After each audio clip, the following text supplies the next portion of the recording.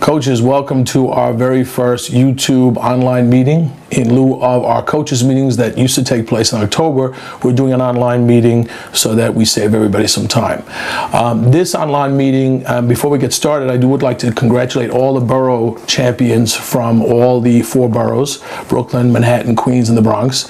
And also I'd like to thank and congratulate our champions for New York City, which were last year, 2011-2012, MS 298, which were our girls champions, and IS 131, who are our boys champions for last season. We have lots of great things coming up this season. We should and may actually hit 200 teams this year. Right now we're at 190, and we're hoping to register some more teams before the end of next week. We also are going to be doing, for the very first time, a pilot program with our cheerleading. And we hope that the cheerleading teams that may be in some of the schools, at your school, if you just give me a call, and we'll register your cheerleading team coming up for this upcoming season, 2012 to 2013. Staten Island will be coming in as our 5th and final borough. We hope to do a 16 pilot in Staten Island this coming season, and we do have 4 teams registered already and 2 that are on hold for the upcoming season. The purpose of this first meeting in each of the boroughs was to go over each of the pieces of paperwork that every player and every team needs to hand in before the season starts. Okay guys, the first form that we're going to talk about is the dates to remember, which will be displayed on the screen right now.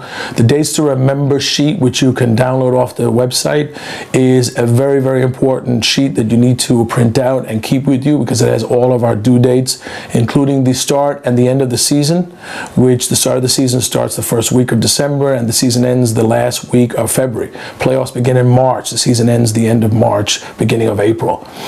There are some due dates on there as well for report cards and for the All-Star selections, etc.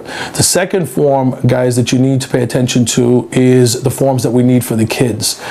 We do need a medical form for every child that's going to be playing in the league, and the parents can sign off on those. We also need a player profile sheet. The player profile sheet has 3 forms in one. It has player information and emergency contact information on there. It also has permission for us, when the parent signs off on it, for us to tape the boys or girls at their games, and also use any still shots that we have for the website. The last piece is the away travel form, which gives you permission to take the kids out of the building. The next form that you need to have is not just the player profile sheet and the player medical sheet, but you also have to have a student proof of birth, their date of birth. Now, in the past we have used birth certificates, but this year we're not using those. We're using a student profile sheet, which you can get at your office. Please just request one from your secretary in the office for each of your players on your squad.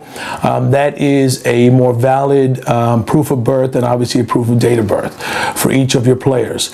Every player also needs a photograph, a small 2x2 color picture. Please take the pictures yourself, coaches, because if you're waiting for the kids to print them back, you'll be waiting forever.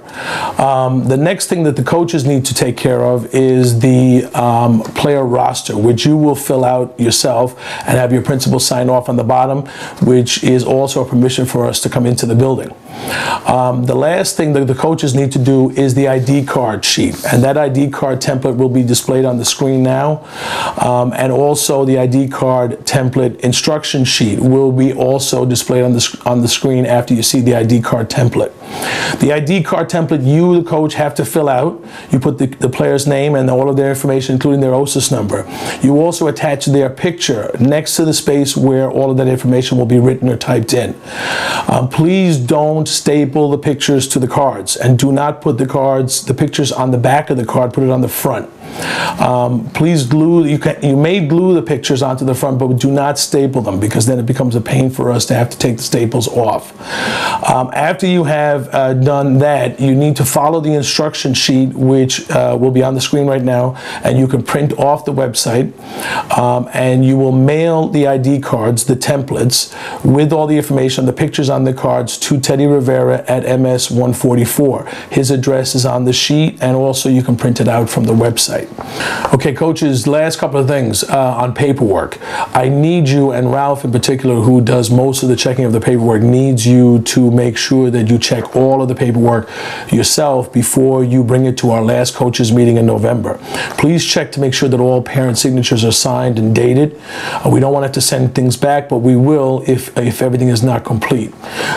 Please collect the ID cards as soon as possible and finish up the 2 templates, because if you have 20 kids on your team, you're going to have 2 pages of ID cards. Please put those in the mail as soon as possible to Teddy so that he can run them off and have them ready for you when you come to the coaches meeting in November. If you wait until the last minute, then Teddy's not going to have your ID cards ready in time for you. So please try to get those cards to Teddy by the middle of October, the latest.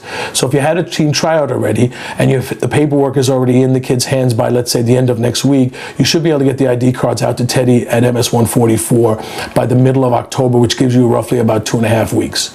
Coaches, no ID cards will be issued to any team after January 1, 2013. So please, any players that you want to get registered and get an ID card for must be before January 1, 2013, which is obviously before the Christmas break. We also are trying to get all registration fees in by October 5th, which is this coming Friday. There is a drop dead date of October 12th, which is the following Friday. Unfortunately, if you do not get the registration fee, which is $200 in by the 5th, there is a $50 fine per team. Please make sure that we get those checks and they're made out to NYCMSBL. Coaches, we have strict academic and behavior codes that we actually do follow through on. Last year we collected over 3,000 report cards and we went through every one of them, generating a master list of those that are suspended and those that were unable to play in the first 3 weeks of the season. We are continuing that strict code for this upcoming season, and every child must be passing 3 of their 4 subjects to participate in the beginning of the season. They also have to be behaving in 3 out of their 4 subjects. All the details of the behavior and academic codes are on our website in the rules and regulation booklet, which you will also get at the November meeting. If you want to get a head start on that and check it out, please go to the website to see the academic and behavior codes. But please be proactive with your kids, because right now is a critical time in the first marking period. If you want your kids to remain eligible for the beginning of the season, the first 3 weeks of the season, they have to pass 3 of their 4 major subjects to begin the first marking period. Those kids that are suspended will unfortunately be unable to play, as I said, in those first 3 games. So please be proactive with that and try to get the kids to understand that they will not be able to play if they're not passing their subjects. Coaches, just a quick preview of what's coming up in our November meetings, which is just 6 weeks away. All teams will be handing in their paperwork at that stage to us at each of the borough meetings. We will be handing you back your laminated ID cards, which will be shown at every game, and we'll go through the details of that and game day procedures at that November meeting. Everything that you need to get started with your games, your first home game. Coaches, the last thing at the November meetings will be the team schedules, which we will hand out to every team at each of the borough meetings.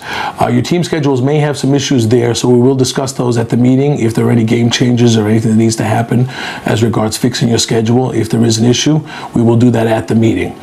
Coaches, the last thing is uniforms. If you do need uniforms, we do use a vendor. The vendor is very reliable and will make uniforms for you and deliver them to your school.